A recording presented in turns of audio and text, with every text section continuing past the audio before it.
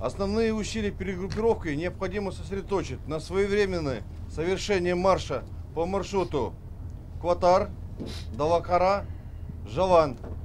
Задачей своевременно сформировать группировку войск на операционном направлении. Кең даланы көлбей өтіп, шекара шебіне жақындаған көк жалаулы әскерлер кватарлықтар болса, оларға қарсы қорғанудың қарекетін жасап, жанталасып жатқан қызыл тулы қару ұстағандар қазақ сарбаздары. Шындығында аты да, заты да жоқ. Тек балама түрде белгіленген кватарлық басқыншылардың рөлі құрлық әскери институтының офицерлеріне тиген.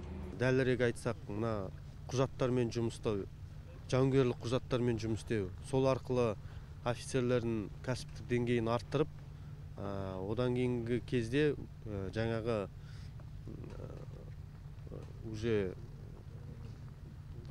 практически действияға көшу. Іс тәжірибе іс жүзінде көшу, е? Одан кейінгі кезде жаңағы іс тәжірибе жүзінде көшу. Екі әскери лагерге бөлінген офицерлер шабуыл жасау жоспарларын бір-біріне білдіртпейді. Қадам сайын күзет қойылған. Сақылдаған сарышұнақ аязда 4 күннен бері көлікпен шатырда түнеп, тойтарыс берудің жоспарларын құра жанталаса жүгіріп жүрген жігіттер, сарбаздар шығынын азайта отырып, операцияның сәтті орындалуы құпияның сақталуына тікелей байланысты дейді.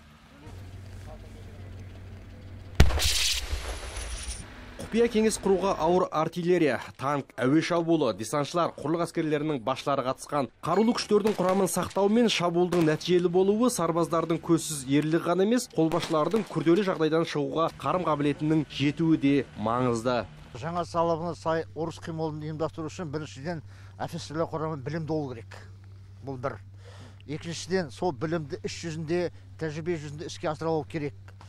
Үшіншісі әскерді басқара білу. Біз өзіміздің қарсыласымызды жақсы білуіміз керек.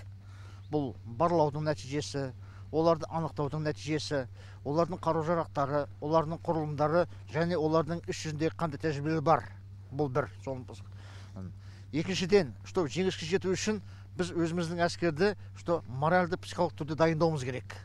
Туған жердің тыныштығын күзетіп, тәуелсіздік туын тік ұстауды міндет қылып алған әскерилердің қағазға түсірген қабілеттерін қолбасшылар анықтайды. Жасанды жауға қарсы жоспар құрып, шабуылдауды құжат жүзінде жүргізген офицерлердің қандай әдіс тәсіл қолданғандары сол қалпы құпия күйінде қалды. Ал жоспар бойынша шабуылға шыққан сарбаздар барша ел білетін автоматтарын атудан арыға бара алмады.